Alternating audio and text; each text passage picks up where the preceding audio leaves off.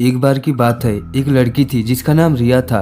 रिया 15 साल की लड़की है जो छुट्टियों में अपने गांव दादा दादी के घर घूमने जाती है। रिया जब अपने दादा दादी के घर पहुंचती है तो उसके दादा दादी अपनी पोती से मिलकर बहुत खुश होते हैं। पर यह बात किसी को नहीं पता थी कि जल्द ही इनकी खुशी पर ग्रहण लगने वाला है। रिया के कुछ दिन तो उसके गांव में बहुत अच्छे से बीते। फिर एक दिन रिया अपने सहेलियों के साथ गांव के बगीचे में खेल रही थी। रिया खेलते खेलते आम के पेड़ को देखती है। उसके बाद वह अपने सहेलियों से कहती है, चलो ना आम तोड़ते हैं। रिया ढेले से आम को तोड़ने की कोशिश करती है और उसका ढेला आम पर लग भी जाता है, जिससे आम गिर जाता है। पर आम गिरते हुए थोड़ी दूर मिट्टी में दबे एक पोटली के पास चला जाता है। रिया जब आम लेने वहां पहुंचती है तो उसे उस पोटली का थोड़ा सा हिस्सा उसे दिखाई देता है। वो सोचती है कि ये क्या है। ये सोचकर वो पोटली को बाहर निकाल लेती है। उस पोटली को खोलकर देखती है तो उसे उसमें कंगन मिलते हैं जो बहुत पुराने दिख रहे हैं। रिया को तो पता भी नहीं था कि ये कंगन उसकी जिंदगी का सबसे भयानक हिस्सा बनने वाला है। वो कंगन उसे अपनी ओर आकर्षित कर लेता है, जिसकी वजह से वो उस कंगन को अपने घर लेकर चली जाती है। घर आकर वो सारी बातें अपनी दादी को बताती है और वो कंगन भी दिखाती है। फिर दादी ने जो कहा वो सुनकर रिया डर से कांपने लगी। दादी कहती है कि वो पोटली कोई आम पोटली नहीं थी, वो एक चुड़ैल की पोटली थी। तुमने एक कंगन उस पोटली से निकालकर उस चुड़ैल को गुस्सा दिला दिया है। वो तुम्हारे पास जरूर आएगी।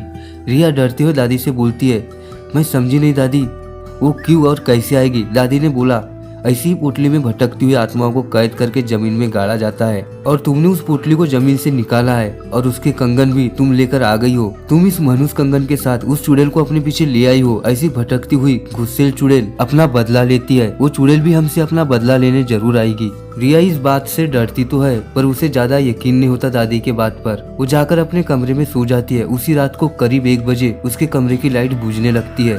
रिया की नींद खुलती है और वो देखती है कि लाइट नहीं है। वो अपने बिस्तर के बगल में रखे टेबल पर पानी पीने के लिए मुड़ती है। तभी वो देखती है कि टेबल के पीछे कोने में कोई औरत बैठी है जिसकी आंखें एकदम लाल है और एक टक से उसे देखे जा रही है। रिया चिल्लाती हुई अपनी दादी के पास जाती है पर दादी के कमरे में दादी उसको नजर नहीं आती।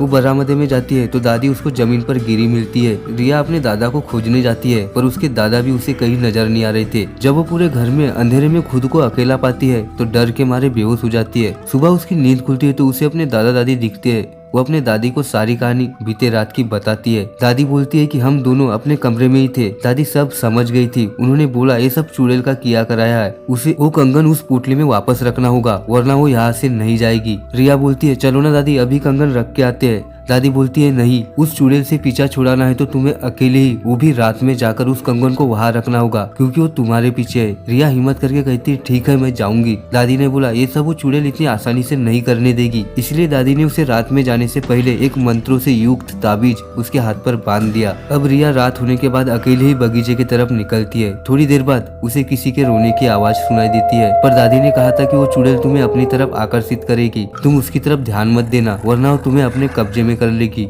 एक बार उसने तुम्हें अपने कब्जे में कर लिया तो फिर कोई कुछ नहीं कर पाएगा, वो तुम्हें मार भी सकती है। रिया इस बात का ध्यान रखते हुए ईयरफोन लगा लेती है और गाना सुनते हुए चलने लगती है। तभी कुछ दूर जाने पर उसका मोबाइल काम करना बंद कर देता है। फिर भी वो चलती रहती है और उस पोटली के पास पहुंच जाती है। तभी उसे महसूस होता है कि पीछे कोई खड़ा है पर दादी ने कहा था कि उसकी तरफ मत देखना, इसलिए वो नहीं देखती है और डर की वजह से वो पसीने से लथपथ हो जाती है। फिर वो हिम्मत करके उस पोटली को खोलकर उसमें कंगन रखती है और जमीन में गाड़ देती है और आंखें बंद करके बहुत तेजी से वहां से भागती है और सीधे अपने घर पर आकर ही रुकती है। चुड़ैल से तो उसका पीछा छूट जाता है पर वो इतनी डर गई थी कि दूसरे दिन ही वापस वो अपने मम्मी पापा के पास शहर चली जाती है। रिया की जिंदगी का वो खौफनाक हिस्सा जिससे वो आज भी सोचने पर डर जाती है। तो बस आज के लिए इतना ही। अगर आपको वीडियो पसंद आई हो तो लाइक, शेयर और कमेंट्स करके बता सकते हो और ऐसी वीडियो देखने के लिए प्रवीण कहानी क्लब को जरूर सब्सक्राइब करें।